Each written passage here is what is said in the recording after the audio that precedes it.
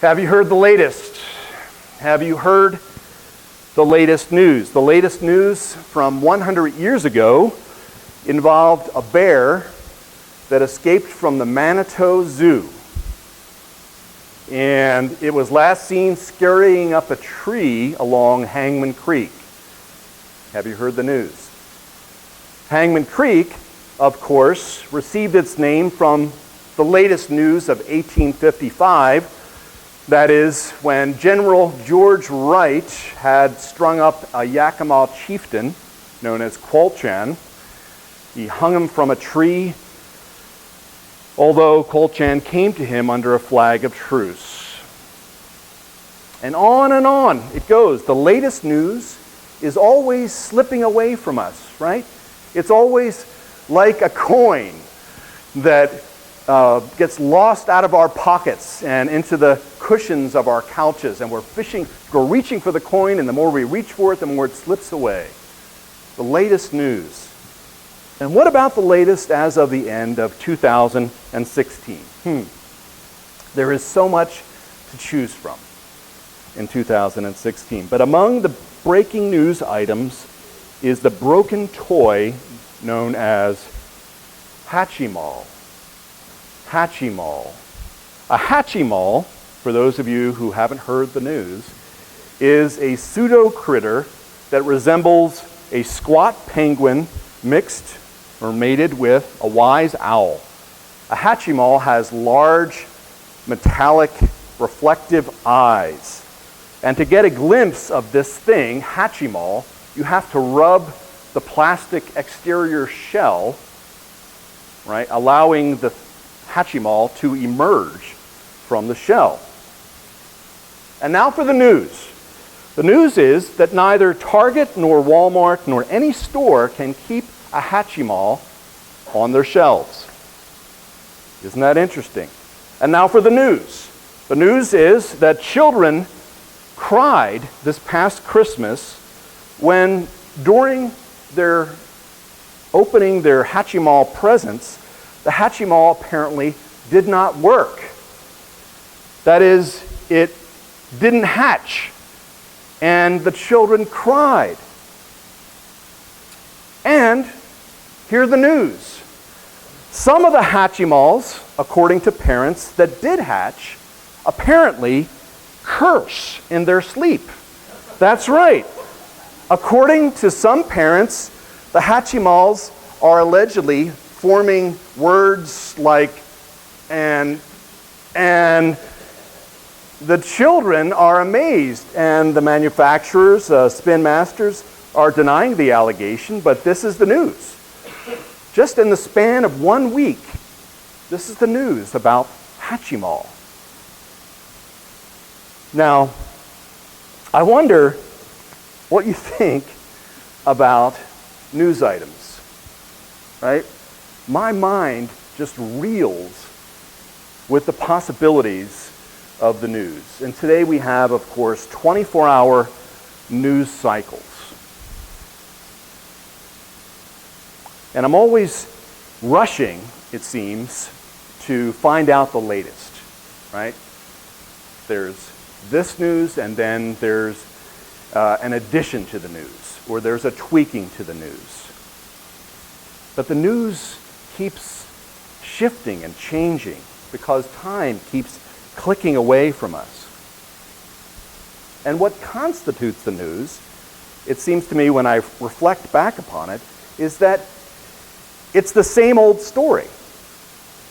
Let me say that again. The news is the same old story, repackaged, refurbished 100 times, 1,000 times, 1,000,000 times over.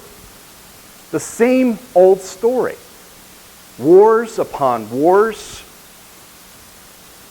broken toys, new toys that break, old relationships that fail, new relationships that have potential and then fail in some sense. The news is always changing, and yet it seems old. And into this news ad nauseum cycle, we have this F-bomb that's dropped. Faith bomb that's dropped. In the beginning was the Word, and the Word was with God, and the Word was God. He was in the beginning with God. All things, including a Hatchimal, came into being through him. That's the latest.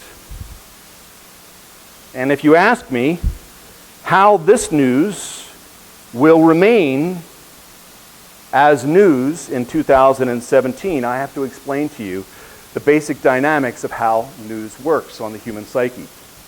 The average human psyche absorbs information from a variety of sources, and yet that information is immediately and instinctively encoded in two ways. You ready? This is really important. First way the news is encoded. Information that will predict pleasure. And here's the second way. Information that will predict pain. The news is valuable to us only as it predicts pleasure or predicts pain. It's that simple. We'd like to avoid pain. And Lord knows the Hatchimal failing to hatch has caused children pain, right? They cried, and they called reporters and told them this news. And so, if you're in the market for a new toy, avoid the Hatchimal, right? That's how the news works. The news affects our behavior in this way. But here is something completely different, to quote Monty Python. What about Jesus? Jesus, who is described in the news as the Word become flesh, as the true light that enlightens everyone. Does the news of Jesus help us to avoid pain? No. Jesus is clearly breakable. In fact, when I talk to Christians, these Christians that I respect, and I say to them, has being a Christian helped you avoid pain? More often than not, they say, no, it makes things worse, right? I feel more pain. I feel things more acutely than I ever have before. And what about pleasure? Does the news of Jesus enhance our pleasure? Perhaps. But it transforms our pleasure. Jesus notoriously behaves like the bear that escaped from the Manitou Zoo. How do I mean that? Meaning, he can't be domesticated, right? We kind of keep Jesus in this cage and we say, here he is. Everybody, come worship Jesus. But Jesus won't remain in the cage. He escapes and he climbs a tree. And Jesus perhaps hangs from that tree in the same way that Kwol-Chan hung. News of Jesus is radically different. If it's true, it's the beginning and the ending of every other news story. And if it's not true, the sooner we can get on with the next new thing and improve on the Hatchimal, the better. Howard Beale was a fictional news anchor on the CBS News Channel in the 1976 film Network. Has anyone ever seen that? He was an extremely professional and objective journalist, and through the years he built up a reputation for being an honest and forthright person. But at a breaking point in his life, as well as the life of the country, Howard Beale goes on the air in this film, and he says this, 1976. I don't have to tell you things are bad. Everybody knows that things are bad. It's a depression. Everybody's out of work and scared. We're scared of losing their job. The dollar buys a nickel's worth. Banks are going bust. Shopkeepers keep a gun under the counter. punks are running wild in the street, and there's nobody anywhere who seems to know what to do, and there's no end to it. We know the air is unfit to breathe, and our food is unfit to eat, and we sit watching our TVs while some local newscaster tells us that today we had 15 homicides and 63 violent crimes, as if that's the way it's supposed to be. We know things are bad, worse than bad. They're crazy. It's like everything, everywhere is going crazy. So we don't go out anymore. We sit in the house, and slowly the world we're living in is getting smaller and smaller, and all we say is, please, at least leave us alone in our living rooms. Let me have my toaster, my TV, my steel-belted radials, and I won't say anything. Just leave us alone. And Howard Beale says then, well, I'm not going to leave you alone. I want you to get mad. I'm mad as hell, and I'm not going to take it anymore. Right? Do you remember this? And he goes out to the window and he says, I want you to go out right now. And she, I'm mad as hell. I'm not going to take it anymore.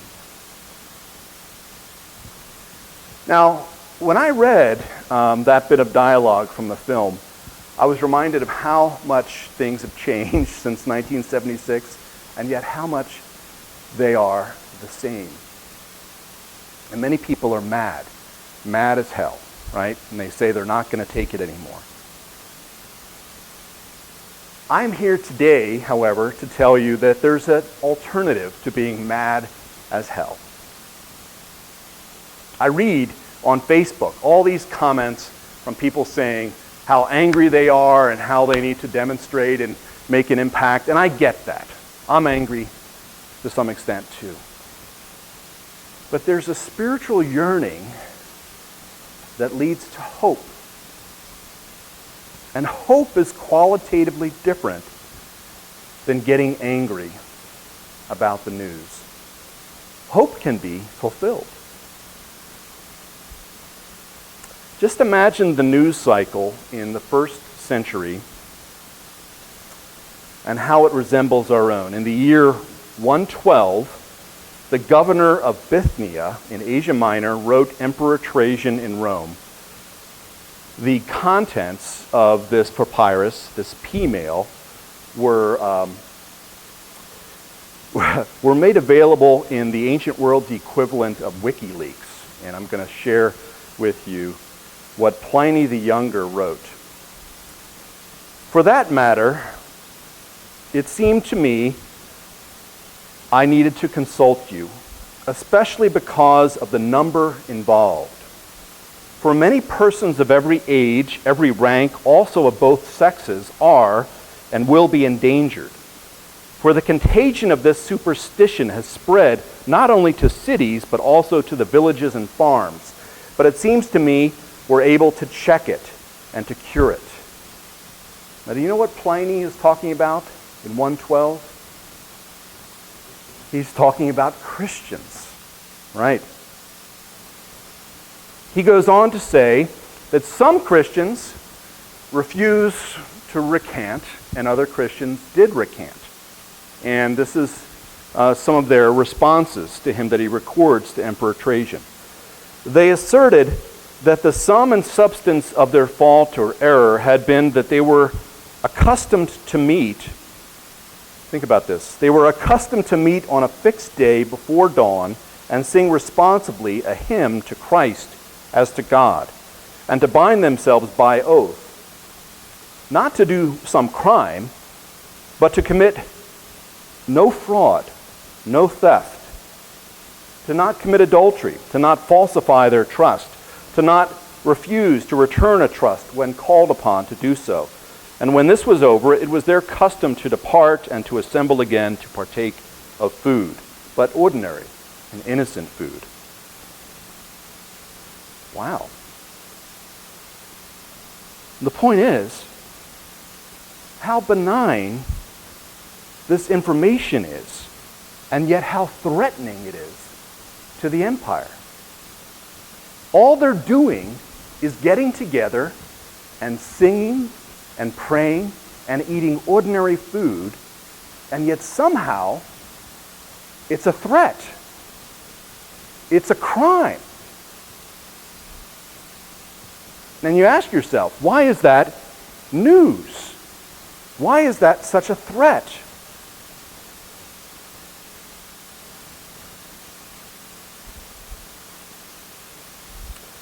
But to all who received him, who believed in his name, he gave power to become children of God, who were born not of blood or of the flesh or of the will of man, but of God. Hear the news.